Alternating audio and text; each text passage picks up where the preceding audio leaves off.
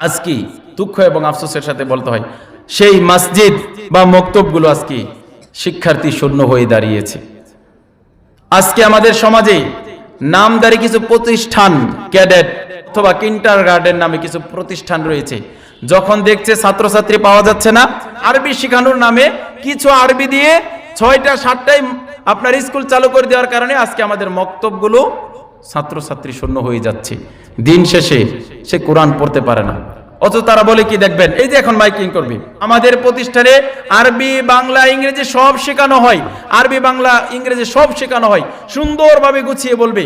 অথচ আপনি যে দেখেন তুই একটা দোয়া সূরা শিখিয়ে তাকে তার যে মহান শিক্ষা, যেই শিক্ষার মাধ্যমে তার জীবনকে সে পরিচালনা করবে, যেই শিক্ষার মাধ্যমে দুনিয়াতে সে আল্লাহর বিধান বাস্তবায়ন করে পরকালে মুক্তি পাবে, সেই শিক্ষা থেকে তাকে ধরে নিয়ে যাচ্ছে অন্ধকারের দিকে।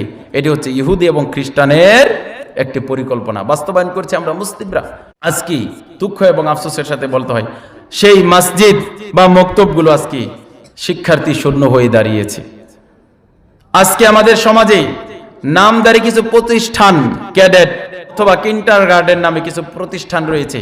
যখন দেখছে ছাত্রছাত্রী পাওয়া যাচ্ছে না, আরবি শেখানোর নামে কিছু আরবি দিয়ে ৬টা ৭টায় আপনার স্কুল চালু করে দেওয়ার কারণে আজকে আমাদের মক্তবগুলো ছাত্রছাত্রী শূন্য হয়ে যাচ্ছে। দিন শেষে সে কোরআন পড়তে পারে না, অথচ তারা বলে কি দেখবেন, এই যে এখন মাইকিং করবে, আমাদের প্রতিষ্ঠানে আরবি বাংলা ইংরেজি সব শেখানো হয়, আরবি বাংলা ইংরেজি সব শেখানো হয়, সুন্দরভাবে গুছিয়ে বলবে। অথচ আপনি যে দেখেন তুই একটা দোয়া সূরা শিখিয়ে তাকে তার যে মহান শিক্ষা, যেই শিক্ষার মাধ্যমে তার জীবনকে সে পরিচালনা করবে, যেই শিক্ষার মাধ্যমে দুনিয়াতে সে আল্লাহর বিধান বাস্তবায়ন করে পরকালে মুক্তি পাবে, সেই শিক্ষা থেকে তাকে ধরে নিয়ে যাচ্ছে অন্ধকারের দিকে। এটি হচ্ছে ইহুদি এবং খ্রিস্টানের একটি পরিকল্পনা, বাস্তবায়ন করছে আমরা মুসলিমরা।